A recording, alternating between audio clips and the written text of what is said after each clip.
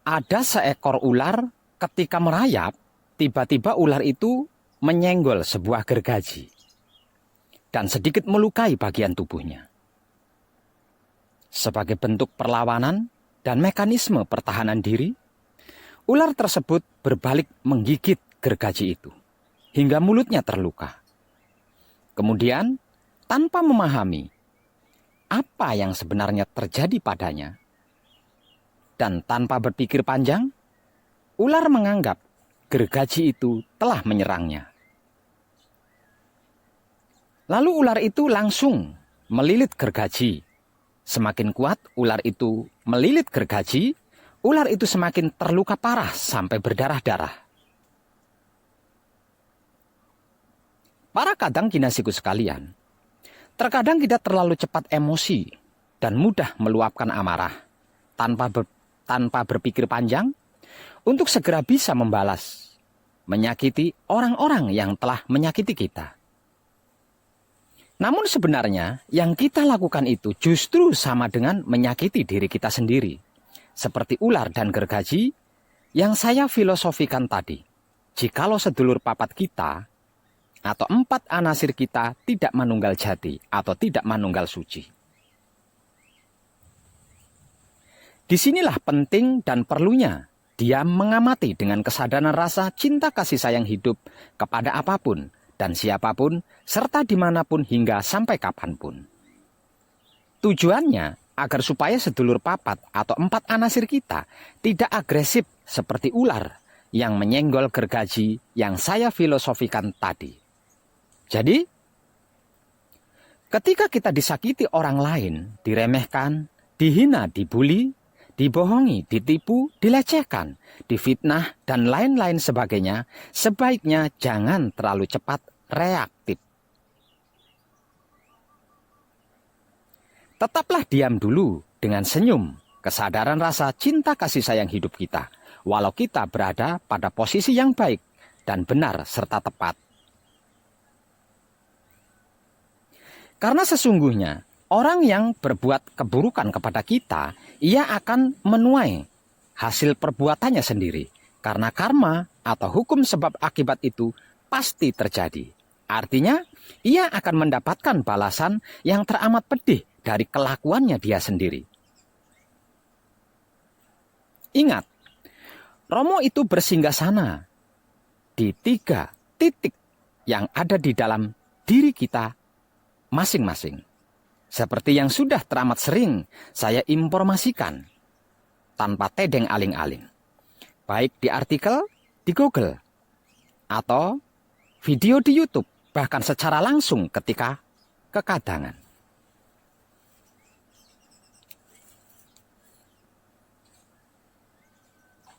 Maka terus jagalah kebersihannya, jangan sampai ternoda atau terkotori. Karena kalau sampai kotor ternoda, Romo tidak mau bertahta di 3 titik singgasana dalam diri kita.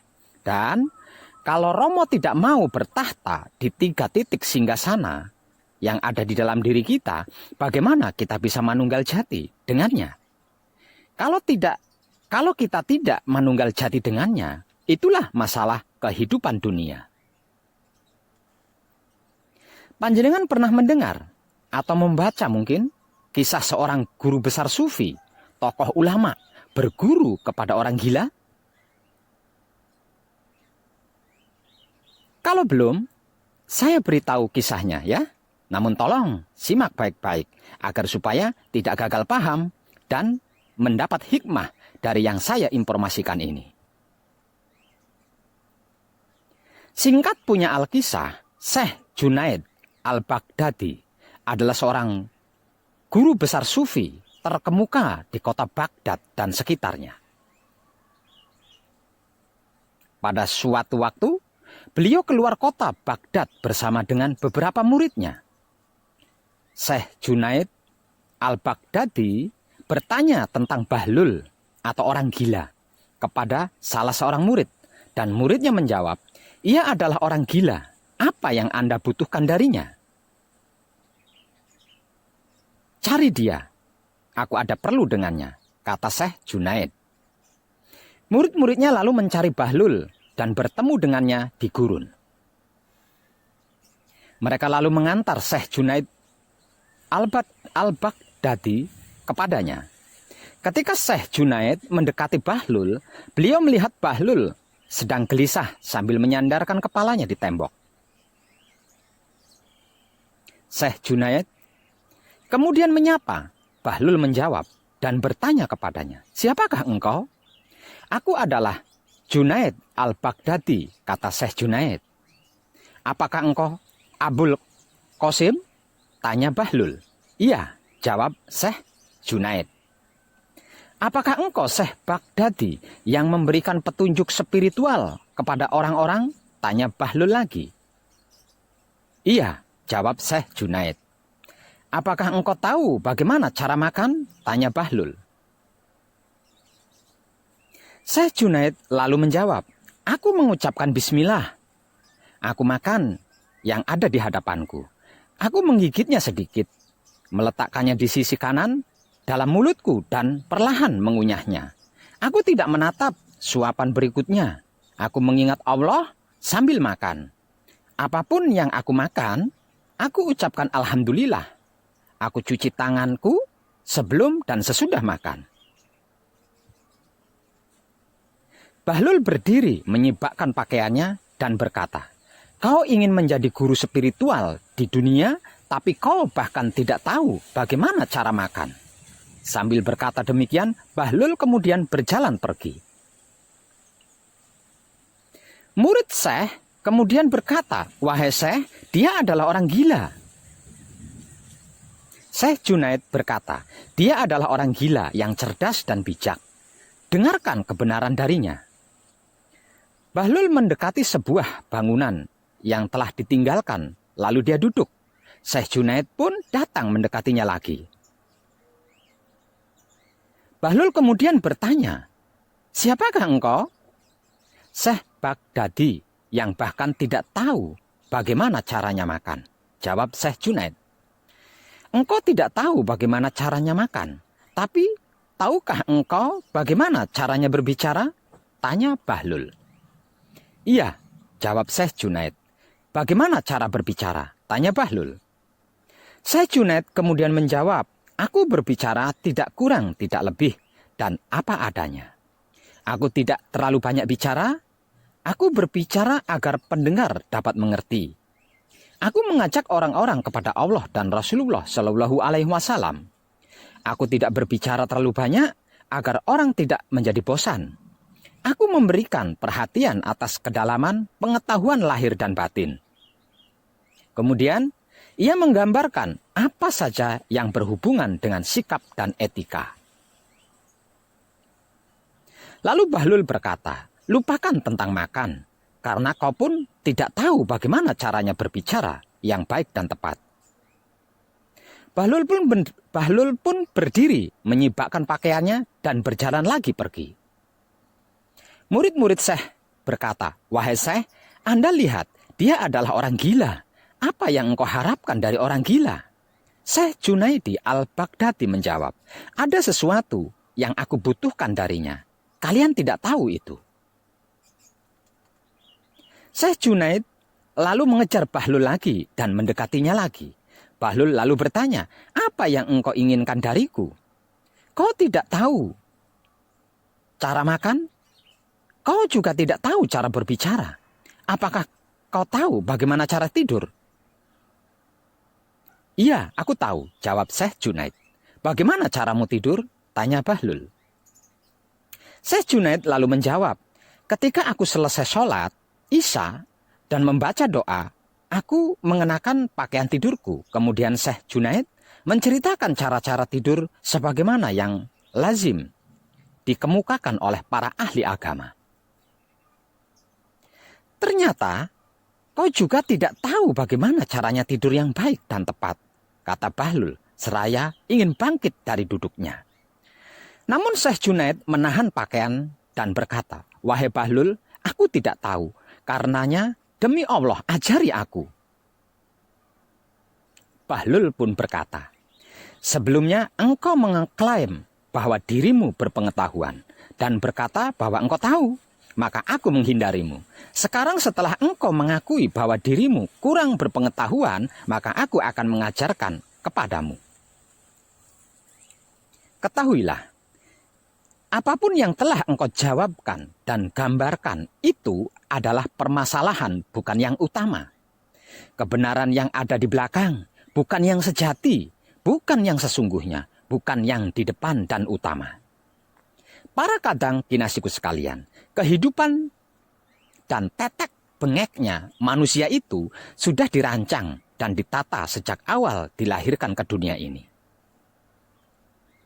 Mulai dari cara makan, cara minum, cara mandi, cara tidur, hingga sampai ke cara bicara, dan semua itu berbeda dan tidak sama dengan cara-caranya hewan atau makhluk lain. Semisal contoh, di dalam otak manusia ada nalar, sedangkan otaknya hewan tidak ada nalar. Dalam hati manusia ada nurani, sedangkan hewan tidak ada nurani. Di dalam kelamin manusia ada tata krama, sedangkan hewan tidak ada aturan. Bahkan makhluk lain ada yang ikut mempelajari apa yang diaturkan bagi manusia. Sebab itu, jangan heran jika ada hewan berperilaku seperti manusia. Kalau ada manusia berperilaku seperti hewan, lah di situ baru boleh kau heran. Kalau di dalam laku kuncinya disingkat menjadi 3 perkara saja, yaitu kekudangane Romo. Kitab suci sejati ada makna, wujudnya, wulangreh sejati kata-katanya, dan berbudi bawa laksono tingkah lakunya. 3 kekudangane Romo ini adalah mencakup seluruh kehidupan seorang manusia hidup, bukan cuma putra Romo. Para kadang kinasiku sekalian, betapapun dan bagaimanapun kehidupan manusia di dunia ini bergantung pada caranya makan, minum, beol, kencing, mandi, bicara, dan bertingkah laku. Atau obah pola yang sering saya bahasakan sebagai gerak tubuh dan gerik otak hati kelamin. Dan akhirnya ketika manusia itu memejamkan mata tidur dan akan berawal mula lagi jika manusia itu berhasil membuka mata setelah terpejam tidur. Kalau sampai tidak bisa membuka mata lagi, ya tidak bisa bangun dari tidurnya. Kalau tidak bangun dari tidurnya, maka sudah tamatlah kehidupannya. Hukum hidup atau hukum alam semesta soal tidur ini yang menjadi awal dan akhirnya kehidupan manusia, bahkan seluruh makhluk hidup. Tentang cara makan, minum, beol, kencing, mandi, bicara, bertingkah laku atau obah pola yang sering saya bahasakan sebagai gerak tubuh dan gerik otak hati kelamin, yang baik dan tepat sesuai dawuh hidup atau sabda hidup di dalam kedaulatan hukumnya, sudah saya informasikan, bahkan saya ajarkan. Terutama cara tidur yang baik dan tepat yang menjadi penentu awal dan akhir kehidupan seluruh makhluk ini. Kalau belum mengerti, memahami dan mengetahui caranya makan, minum, beol, kencing, mandi, bicara, bertingkah laku, dan tidur yang baik dan tepat, seperti Syekh Junaidi Al-Baghdadi yang sudah saya informasikan tadi, nggak usah macam-macam deh. Jangan banyak tingkah itu dan ini. Pergiat saja belajarnya dengan bersungguh-sungguh. Jangan buang waktu dengan sia-sia, sibuk membuli, membenci, mengfitnah, menghina, mencari-cari kesalahan orang lain, mencari-cari keburukan orang lain, mencari-cari kekurangan orang lain untuk dinilai, dihakimi, bahkan dijatuhkan hingga hancur. Ingat, hukum karma atau hukum sebab akibat itu nyata dan pasti, serta jauh lebih mengerikan dari apa yang dilakukan loh. Kalau tidak tertebus, maka akan terwariskan pada anak cucu kita lagi. Al-khusus untuk panjenengan para kadang kinasih, konto kanti anom dan sepuh, maafkan saya. Tentang makan, minum, dan beol, kencing, serta mandi, makan minum yang baik dan tepat, apapun yang dimakan dan diminum harus tersempurnakan. Dan caranya memakan dan meminum pun harus dengan kesadaran rasa cinta kasih sayang hidup, bukan anasir. Kalau tidak, maka apapun yang dimakan dan diminum tidak akan berguna, tidak akan bermanfaat, selain hanya menjadi pemicu penyakit tubuh, juga akan menyebabkan otak, hati, dan kelaminmu hitam ternoda. Begitu juga ketika beol dan kencing serta mandi, harus melakukannya dengan kesadaran rasa cinta kasih sayang hidup, bukan 4 anasir, dan harus disempurnakan. Tentang tingkah laku dan bicara, otak, hati, dan kelamin atau pikiran, batin, dan syahwat harus bersih dari noda syirik, iri, dengki, dendam, hasut, fitnah, dan harus terbebas dari ego, pamrih, arogan. Sebelum memulai berbicara dan apapun yang dibicarakan serta berbicara dengan siapapun harus menyenangkan Romo. Jika tidak, apapun yang dibicarakan, bagaimanapun yang dilakukan hanya akan menjadi karma yang akan mencelakai diri sendiri dan yang diajak berbicara atau yang mengajak bicara, dan alam semesta akan ikut menanggung dampaknya. Itulah mengapa diam sembari memperhatikan dengan kesadaran rasa cinta kasih sayang hidup adalah yang terbaik. Tentang tidur, para kadang kinasiku sekalian, kebaikan yang tepat baginya adalah otakmu, hatimu, dan kelaminmu yang terbebas dari permusuhan, kecemburuan, kebencian, dan kesungguhan laku kuncimu sebelum tidur dan sesudah tidur. Kehidupan kita bergantung pada laku tidur kita sebagai putra kekudangan Romo, baik dan tepat apa belum. Kalau cara tidurnya hiburan Android atau TV atau komputer terlebih dulu, sampai matanya capek dulu terus baru mau tidur, atau hura-hura dulu atau hiburan dulu, internetan, facebookan, di Android hingga tertidur sambil ngelonin Android, nanti bangun dari tidurnya juga yang pertama kali dicerna adalah Android. Kalau tidak bisa tidur, terus bangun dari tidurnya juga tidak ganteng, tidak cantik, tidak milenium. Kalau tidak Android dulu, jangan pernah mengharap atau menginginkan yang disebut tenang, aman, nyaman, bahagia, damai, dan tentram. Apalagi sempurna, karena itu tidak mungkin bisa didapatkan. Selain gelisah, resah, galau, ragu, bimbang, bahkan takut. Sekalipun hafal kunci, paweling, asmo micil singkir, dan melakukannya jika kober atau ada waktu. Tercerahkanlah panjenengan semuanya, dan salam setuhan penuh cinta kasih sayang dari dalam lubuk hati saya, Wong Edan Baku yang paling dalam. Selamat, selamat, selamat, rahayu, rahayu, rahayu, damai, damai, damai, tentram. Saya Wong Edan Baku ngaturaken sugeng rahayu lir ing sambikala amanggih yuwana. Pinayungan mring ingkang maha suci. Basuki yuwana teguh rahayu slamet. Berkah selalu untuk semuanya tanpa terkecuali, terutama para sedulur, khususnya para kadang konto dan kanti anom, serta sepuh saya yang senantiasa direstui yang dat maha suci hidup. Om. Santi, santi, santi, om. Wassalamualaikum warahmatullahi wabarakatuh. Terima kasih, terima kasih, terima kasih, dan salam kebajikan.